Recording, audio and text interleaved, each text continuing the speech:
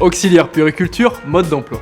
S'occuper de bébés ne rime pas forcément avec purée dans les cheveux, épuisement et acouphènes à force d'entendre leurs pleurs. C'est ce que va nous démontrer Virginie, 31 ans, auxiliaire puéricultrice depuis plusieurs années. Elle va nous expliquer comment elle accompagne les nourrissons dans les premiers mois de leur vie. Une journée type avec toi, ça se passe comment?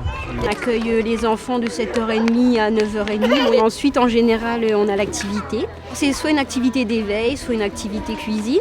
Ouais. 11h moins le quart, on lave les mains. Ouais. Donc on scinde le groupe en deux en fait. Comme on a 21 enfants, on va manger 10 et 11 en général. D'accord. Ensuite, on a l'échange, le coucher, La sieste. voilà, la sieste. 3h30, on a le petit goûter. Et ensuite, soit on fait une activité dirigée à l'intérieur l'hiver, ou soit on ressort avec les vélos, les camions, les cerceaux. Et les parents commencent à arriver de 16h30 à 18h30. Tu es toujours en charge du même groupe? Alors là, on change tous les ans en fait. D'accord. Donc là, cette année, je suis chez les grands, l'année prochaine, je passe chez les moyens. Qu'est-ce que tu as comme conseil à donner à une future auxiliaire? Il faut de la patience, c'est de la responsabilité. Un peu de douceur aussi pour Voilà, beaucoup de douceur. Et il faut aimer surtout beaucoup les enfants.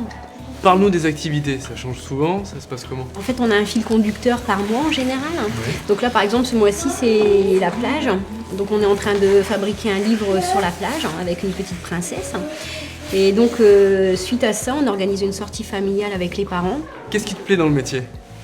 Ce qui me plaît, c'est de suivre les enfants vraiment dans leur éveil, dans leur éducation, leur premier pas, le repas à la cuillère, leurs premiers mots. Comment tu es devenue auxiliaire de puériculture? Alors moi, j'ai fait une première scientifique et ensuite je me suis dirigée vers la formation d'auxiliaire de puériculture qui dure 1 an, où il y a plus de stages que de cours, dans les crèches, maternités ou en pédiatrie ou en pouponnière aussi.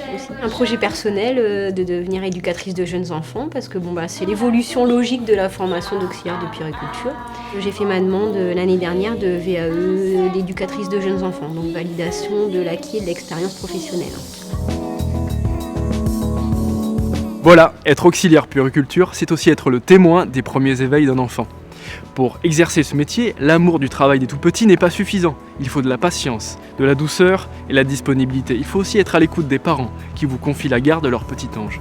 Et si le secteur de la petite enfance vous passionne, beaucoup de possibilités s'offrent à vous. Vous pourrez poursuivre votre carrière en devenant infirmier ou éducateur. C'est cassé la patte, monsieur le canard s'est cassé la patte, en marchant sur le bout de son pyjama.